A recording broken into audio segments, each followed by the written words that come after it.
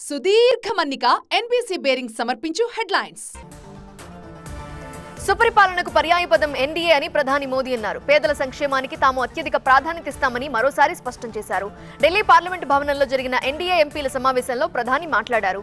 NDA అన్నది ఒక విజయవంతమైన కూటమి అని, దేశాన్ని ముందుకు తీసుకెళ్లేందుకు ఏకాభిప్రాయంతో సాగుతామని చెప్పారు. ఈ సమావేశంలో ఎన్డీఏ ఎంపీలు మోదీని తమ నేతగా ఏకగ్రీవంగా ఎన్నుకున్నారు. ఈవీఎంల విషయంలో భయపెట్టిన వారిని దేశం క్షమించదని ప్రధాని మోదీ హెచ్చరించారు. సాంకేతిక పరిజ్ఞానం ఎంతో వృద్ధి చెందుతున్న ఈ రోజుల్లో ఈవీఎంలపై అనుమానం వ్యక్తం చేసిన వారిని చూస్తుంటే వాళ్ల గత శతాబ్దానికి చెందిన వారేమో అని అనుమానం కలుగుతోందని వ్యాఖ్యానించారు.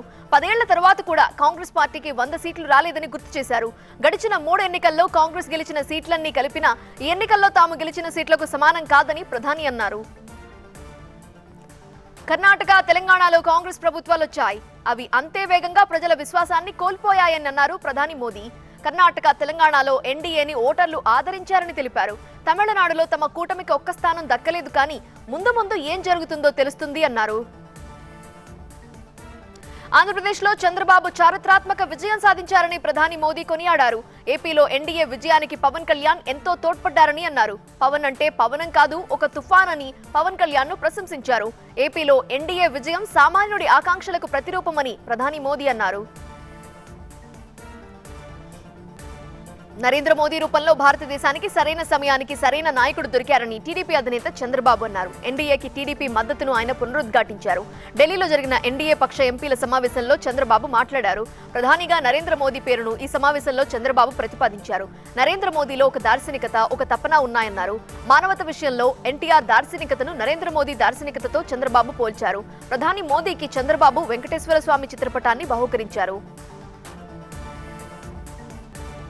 ఎన్డీఏకి మద్దతు ప్రకటించిన బీహార్ సీఎం నితీష్ కుమార్ తాను, తమ పార్టీ ఎప్పుడూ కూడా ఈ ప్రభుత్వంతో ఉంటుందని ప్రతిజ్ఞ చేశారు. ప్రధానితో కలిసికట్టుగా తాము పనిచేస్తామని ప్రకటించారు. గడిచిన 10 ఏళ్లుగా విపక్షం దేశానికి చేసిందేమీ లేదు అన్నారు.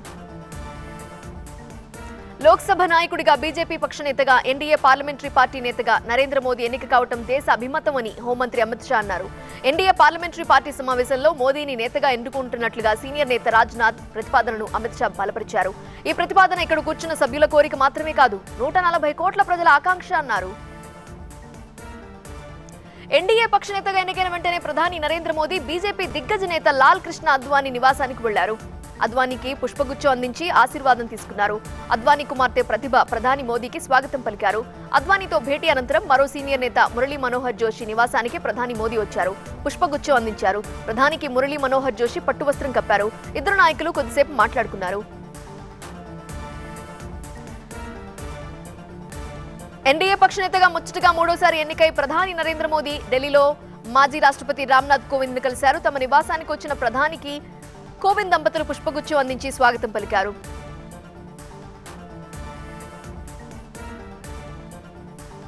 సుదీర్ఘ మన్నిక ఎన్బీసీ బేరింగ్ సమర్పించు హెడ్లైన్స్.